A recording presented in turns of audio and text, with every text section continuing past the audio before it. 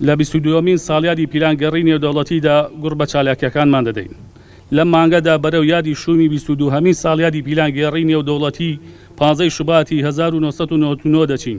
کە لە ئاکامدا ڕێبەری تێکۆشانی ئازادی و بیرمەندی ئازادی خواست بەڕێز عەبدوڵڵا ئۆجەلان ڕادەستی تورکیا کرایەوە و لە زیندانی ئیمراڵیدا زیندانی کرا. لەو کاتەوە تا ئێستا گەلەکەمان و ئازادی خوازانی دنیا هیچ کاتێک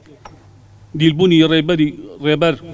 ئۆجەلانیان پەسەند نەکردو نایکەن. تەنانەت 22 ساڵە بە هەموو شێوەیەک و هەموو چەشنە چالاکیەکیان بۆ ڕەتکردنەوە و شەرمەزارکردنی ئەم پیلانگێڕیە لە گۆڕەپەکاندا لەسەر پێن. هەر لە چالاکی کەس ناتوانێت ڕۆژمان تاریک بکات و چالاکی واژۆکەوەکردنەوەی بەڕێز ئۆجەلان ئیرادەی سیاسیمانە و تا دەگاتە مانگرتن و ڕێپێوان و خۆپشاندان و چەند جۆرە شێوازی تری چالاکی بەڕێوە چوون. هەر هەمووشی گزارش لەوە دەکەن کە گەلە ئازادی خوازەکەمان و ویژدانی مرۆڤایەتی بۆ هەمیشە دیلکردن و زیندانیکردنی ڕێبەر و بیرمەندی ئازادی ڕێزار ئۆجەلانیان وەک ناڕەوایەتیەک تاوانێکی مەزن و پەڵەیەکی ڕەش و بە نێوچەوانی سیستەمی باڵادەستی دەبینن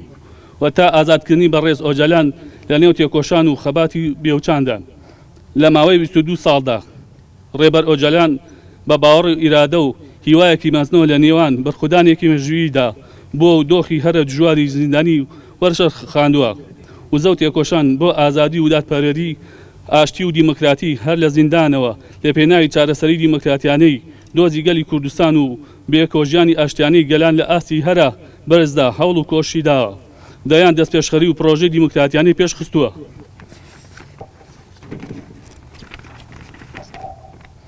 لە پێناو بەدیهێنانی ژیانێکی ئازاد و شکۆماند بۆ گەلی کورد و گەلانی ڕۆژهەڵاتی ناوین ئازادی ژن و ژیان ژینگە پارێزی و یەکێتی نەتەوەی دیموکراتی و ڕەنجێکی بەهاداری داوە و هەزاران لاپەڕە و لەبیر و ڕامانی خۆی و پێشکەش بە گەلەکەی و مرۆڤایەتی کردووە.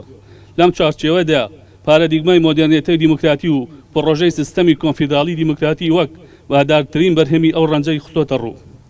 ئیدی هەم بەرخودانی 22 ساڵی ڕێبەر ئۆجەلان لە زینداندا هەمیش تێکۆشانی گەلەکەمان و مرۆڤایەتی بۆ ئازادکردنی بەڕێز ئۆجەلان لە زینداندا گەشتۆتە ئاستێک بڵێن ئیدی کاتی ئازادیە و ئەوەی ئازادکردنی ڕێبەر ئۆجەلان بە زووترین کات بێتە دی پێویست دەکات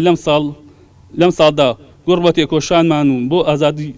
ڕێزدار ئۆجەلان و سەرجەم زیندانیانی سیاسی و ئازادی خواز بدەین و بە شێوازی جۆراوجۆر چالاکیەکانمان زیاتر بکەین. هەر لەم ساڵدا ڕای دەگەێنین کە هاوکات لەگەڵ چالاکیە جۆراوجۆرەکانمان هەڵمەتی نامەناردن بۆ ڕێزدار ئۆجەلان لە زیندانی ئیمراڵی دەست پێ دەکەین. لە نامەکەدا هەست و سۆزمان بۆ چوون و ڕامانمان خۆشەویستی و پابەندبوونی خۆمان هەروەها پێزانینمان بۆ ئەو بەرخودانی کە لە زیندانی بەڕێوەی دەبات ئەو هەوڵ و کۆش و فکرە سیاسیی لە پێناوی ئازادیدا دەیدات دەیخەینە ڕوو. ئەمەش چالاکیەکە مەبەست لێی دەربڕین و هاوسۆزی و ئاڵوگۆ ڕبیر و ڕامانە لەگەڵ ڕێزدار ئۆجەلاندا. بێگومان فکر و فەلسەفە و تێکۆشانی ئازادی خوازی ڕێبەر ئۆجەلان وەک چۆن لە بەشەکانی تری کوردستان و خۆرهەڵاتی ناوین و جیهاندا هەوادار و فکری خۆی هەیە، ئاواش لە باشووری کوردستانیشدا بە هەمان شێوە خاوەن پێگە و هەوادار و هاوفکری خۆی هەیە، خۆشەویستی و هاوسۆزن لەگەڵ فکر و بەرخودانی ڕێزدار ئۆجەلاندا. ئەگەر دەوڵەتی فاشی تورکیا هەڵدەدات بە زیندانیکردنی و گۆشەگیری بەردەوام ڕێگری لە بەردەم کاریگەریەکانی فکر و ڕامانی ڕێزدار ئۆجەلان بکات،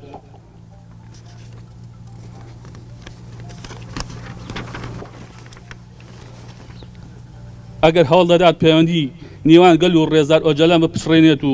ڕێزدار ئۆجەلان لە بیری گەلەکەمان باتەوە، ئەوە 22 ساڵ تێپەڕی و هەرگیز ئەو خەونەی دەوڵەتی فاشستی تورکیا و پیلانگێڕانی تر بەدی نەهات و بەدی نایەت، بەڵکو ڕۆژ بە ڕۆژ تێکۆشان لە پێناوی ئازادکردنی ئۆجەلاندا زیاتر دەبێت و تا ئازادبوونی لە کونجی زیندانی ئیمراڵیدا ئەم تێکۆشان و بەرخودانە هەبەردەوام دەبێت. لەسەر ئەم بنەمایە ئێمە لەم ساڵدا لە یادی 22مین ساڵیادی پیلانگێڕی نێودەوڵەتی چالاکی نامەناردن بۆ ئیمراڵی لەمڕۆ دەست پێ دەکەین.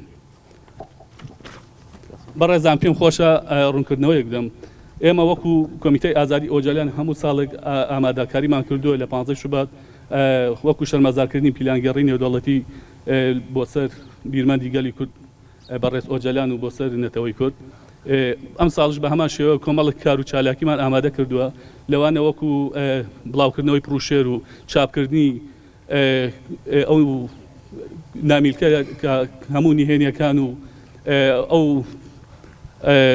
پلانگەڕە نێودەوڵەتی کە دژ بە گەلی کورد و بەبیرمەندی گەلی کورد ئەنجام درراوە هەمووی تێدایە و لەم مانگە هەموو بڵاو دەکرێتەوە ئەو لەناو ئەو چالاکیانش کەمپینێک دەکەین کە لە کەمپینەکەدا نامە ناردنە بۆ بەڕێز ئۆجەلان جا هەر ئەو نامە ناردنە هەر نەدەوەیەک هەر ئاینێک هەر ڕێگەزێک بەبێ جیاوازی دەتوانێت لە ڕێگا ئەو ئیمەیلەوە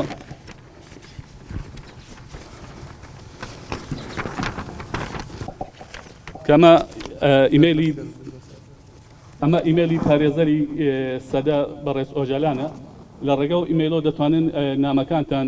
هاوسۆزی و پشتیوانی خۆتان بۆ بەڕێز ئۆجەلان بدێن. زۆر سپاسی هەموو کەناڵەکانی ڕاگەاند دەکەین.